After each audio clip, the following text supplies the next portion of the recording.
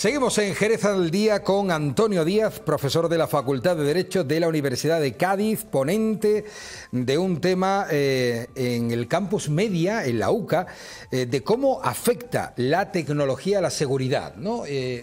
Cómo, bueno, más que afecta, sería cómo la ayuda, ¿no? Porque al final el uso correcto de la tecnología lo que debe favorecer es la seguridad del ciudadano, ¿no? Claro, es decir, nuestro proyecto es parte de un proyecto de investigación dentro del plan de investigación de la Junta de Andalucía.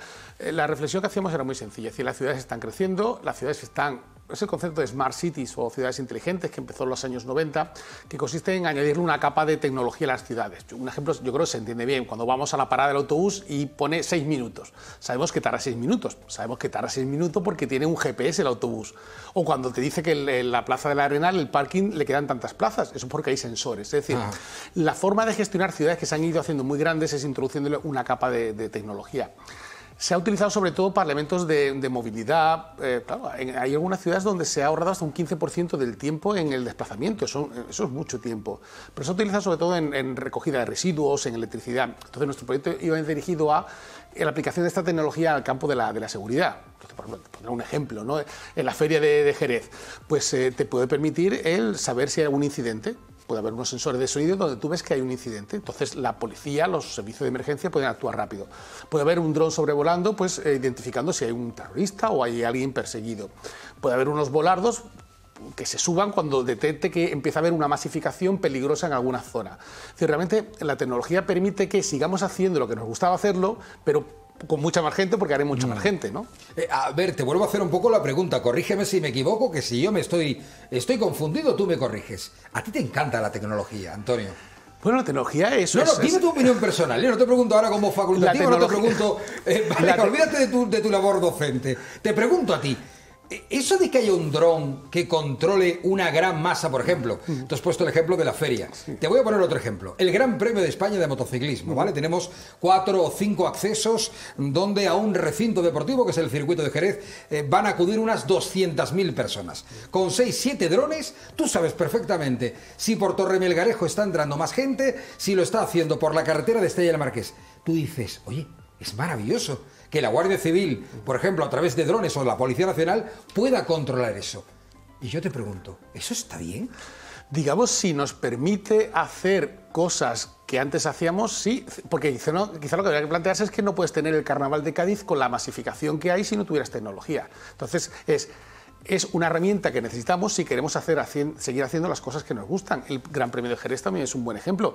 La policía, la Guardia Civil, por muchos efectivos que destine, no puede tener esa capacidad para actuar. O sea, actuará, pero no a la misma rapidez. Es decir, tú puedes incluso, porque lo bueno de esta tecnología es que te puede anticipar que están sucediendo cosas. Es decir, si empiezan a surgir gente, a través de las redes wifi empieza a haber aglomeraciones, pues quizá dedicas más recursos a esa zona o esa carretera.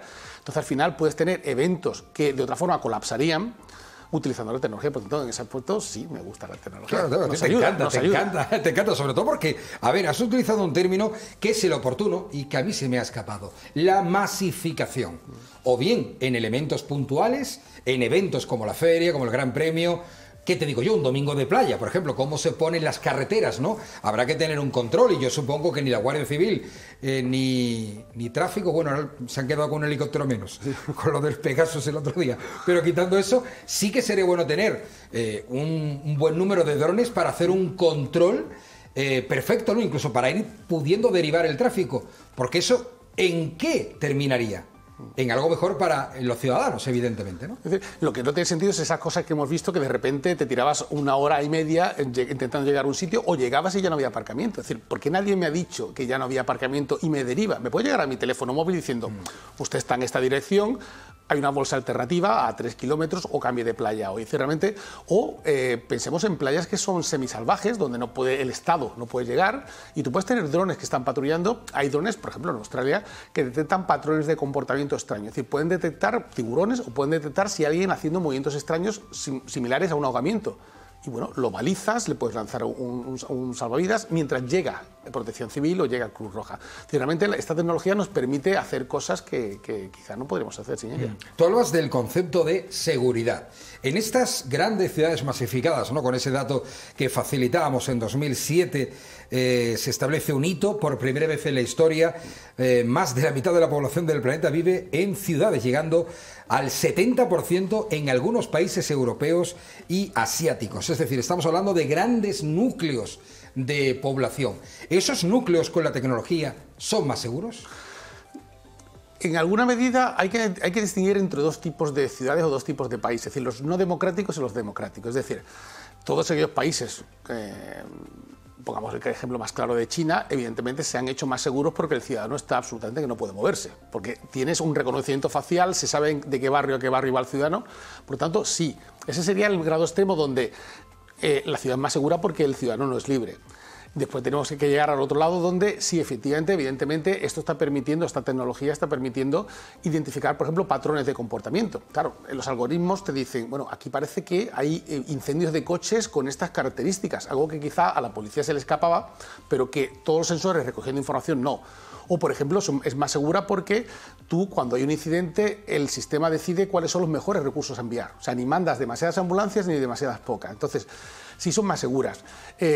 La clave ahí está hasta dónde llegamos y si eso impacta las libertades del ciudadano. Es decir, si llegamos al gran hermano o no llegamos al gran hermano. Esa es la cuestión. Claro, ¿no? Porque si llegamos al gran hermano es muy sencillo. Cámaras en todos sitios, un chip a cada ciudadano. Que eso es lo que va a ver. Que aquí no se mueve nadie. Estamos abocados a eso. Bueno, tú coincidirás conmigo.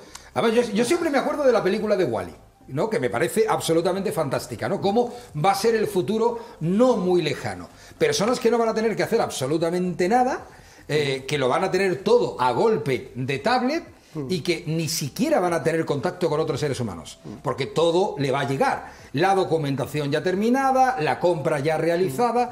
Entonces, a eso va abocado el ser humano, a este ritmo de crecimiento tecnológico. Bueno, quizá, yo no sé, pero yo creo que todos, al menos una vez a la semana, decimos lo de no me da la vida. Bueno, entonces quizá la tecnología bien usada nos va a permitir que llegue la compra, porque al final yo siempre compro lo mismo. Ahora me cuesta más, pero siempre compro casi lo mismo, ¿no? Pero ¿y lo bonito de arreglarte por la mañana, de vestirte y de salir al mercado a comprar? También, pero, es que se van a perder pero ir al mercado no es compra. Ir al mercado para mí es un acto ¿Cómo te gusta? Yo sabía que te gustaba la tecnología, pero no tanto. Siempre cae una cervecita en el mercado. Entonces, en la medida en la que esa tecnología nos facilita algunos procesos, nos va a dar tiempo para estar con la familia, leer, ir al gimnasio, tocar un instrumento, arreglar las plantas de la terraza que están las pobres. Es decir, yo creo que la tecnología bien empleada nos puede permitir centrarnos en aquellas dimensiones más humanas del ser humano y dejar otras que son más mecanizables. O sea, ¿tú crees que vamos a optimizar nuestro tiempo? Deberíamos, pero eso no está escrito, eso es lo que las sociedades decidan. En nuestro proyecto, una de las cosas que hay es un panel con expertos, es decir, hemos cogido a 30 grandes expertos andaluces, responsables de policía, de sistemas de seguridad, y le hemos planteado diferentes escenarios hacia el año 2035. Y no lo pintan tan mal, o por lo menos aquellos que son los responsables de gestionar la seguridad en las grandes ciudades no lo pintan tan distópico como yo lo estoy planteando. Claro, o sea, me estás diciendo que yo soy agorero. Bueno, es verdad, ¿no?, que a lo mejor yo tengo una visión menos optimista. ¿Cómo lo ve el mundo? Te quiero decir, hay un mundo subdesarrollado y un mundo, digamos, la parte norte, por así decirlo, ¿no?, el hemisferio norte, el occidente. ¿Es diferente a cómo lo verían en Oriente? Digamos, las sociedades, las smart cities, las ciudades inteligentes son caras, o sea, son caras, cuestan dinero, ¿no? Entonces, digamos, primero que hay que huir de esa visión como de Blade Runner, donde toda la ciudad va a estar controlada por sensores, ¿no? O sea, lo de la parada de autobús es una cosa muy sencilla, que tú sepas cuándo pasa el siguiente. O el metro, por ejemplo, que estás viendo cuando viene el siguiente. Que eso ahorra un tiempo enorme, eso hace que no vengan 3 autobuses seguidos y nos ha facilitado la vida. Es decir, hay que entender que a veces una ciudad primero tiene que entender cuáles son mis necesidades. Pues quizá las necesidades por la feria de Jerez o el carnaval de Cádiz no son las de algodonales. Entonces, quizá no tienes que... O sea, lo que no se puede ser es intentar hacer la misma ciudad que ha tardado 2000 años en construir, intentar hacerla electrónica. Eso no funciona. ¿Cuáles son mis necesidades? De transporte. El puerto de Santa María tiene unos problemas de tránsito que no tiene Jerez, por ejemplo. Entonces, cada ciudad tiene que identificar cuáles son las tecnologías. El turismo inteligente, por ejemplo, que la Diputación de Cádiz tiene proyectos tremendamente innovadores y muy punteros, pues quizá la provincia de Cádiz tiene que invertir en esos proyectos porque nos va el 14% de nuestro producto, de nuestro PIB, ¿no? Entonces, hay que intentar verlo. Entonces, hay ciudades que han invertido en unas tecnologías y otras en otras. Es cierto que los países más avanzados, Ámsterdam, Singapur, son países que han avanzado mucho más y gastan mucho más en estas tecnologías. De hecho, recientemente la provincia de Cádiz recibió un premio nacional precisamente por la aplicación de la tecnología al mundo del turismo. Lo que pasa es que tal y como lo estás contando, creo que oportunamente, de forma completamente acertada, lo que vamos a seguir creando son sociedades que viven más en ciudades alejándose del campo.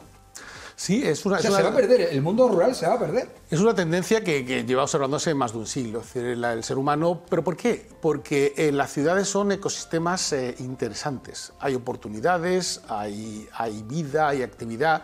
Quizá uno de los objetivos sería intentar que la vida en el campo también tuviera esos elementos. Pero yo veo que es un proceso bastante imparable la de la concentración. Hay dos procesos de concentración, en las ciudades y en las costas. De la población, quizá porque nacimos del mar y queremos volver, las grandes sociedades están en torno a las costas y en torno a las grandes ciudades. Por eso quizá la tecnología, ese debate que tú planteas de los municipios es cierto, pero mientras no sabemos qué hacer con eso, lo que sí tenemos que hacer es que las ciudades no colapsen. Es decir, Tokio tiene 36 millones de personas. Hay países que no tienen ese tamaño. Es una barbaridad. Para hacerlo sostenible, solo para que haya agua, solo para que el tráfico no se colapse, ahí hace falta muchísima tecnología. Y el debate siguiente es el que tú planteas. Realmente es ese tipo de vida. No podemos hacer más atractiva la vida. No podemos hacer quizá parte de nuestros cursos en la universidad online y que no haya que desplazarse 5 días al campus y que solo sean 3, qué pasa con el teletrabajo. Es decir, yo creo que son cosas que sí tenemos que plantear. ¿Qué tipo de ocio nos gusta? Yo creo que tú decías agorero, ¿no? Yo creo que los ciudadanos tenemos que estar alertas y atentos a que estos procesos no nos desborden. O sea, tenemos que conducir esos procesos hacia el tipo de sociedad que nosotros queremos. Claro, si tú te vas a plantear irte a vivir al campo, pero no hay fibra óptica ni hay tecnología 5G, más de uno dirá, ¿pero dónde voy yo al campo? No te vas al campo. Ese es el problema. El uso de esa tecnología tan accesible, tan barata, en las grandes ciudades. Solo con eso ya es complicado que la vida procree en el campo, digamos. Sí, pero sí es difícil. Los gustos de las nuevas generaciones están más dirigidas a la diversión, al tipo de oportunidades que dan las grandes ciudades. Son ecosistemas muy atrayentes. Entonces, ese ritmo de vida rápido solo se da en las ciudades. Pero son los debates que tienen las sociedades recurrentemente y este es uno de ellos. Tú te irías a la ciudad, yo me iría al campo. Este sería un magnífico debate, pero Antonio, no tenemos tiempo para más. Aquí sí que la cuestión es finita en cuanto a la temporalidad. En todo caso, bueno, ha sido un placer tenerte aquí, Antonio Díaz, profesor de la Facultad de Derecho de la Universidad de Cádiz. Muchísimas gracias y a seguir tecnológicamente avanzando. Muchas gracias a vosotros por la invitación. Gracias. Bueno, nosotros nos marchamos. Mañana volveremos con más contenidos aquí en Jerez al Día. Gracias.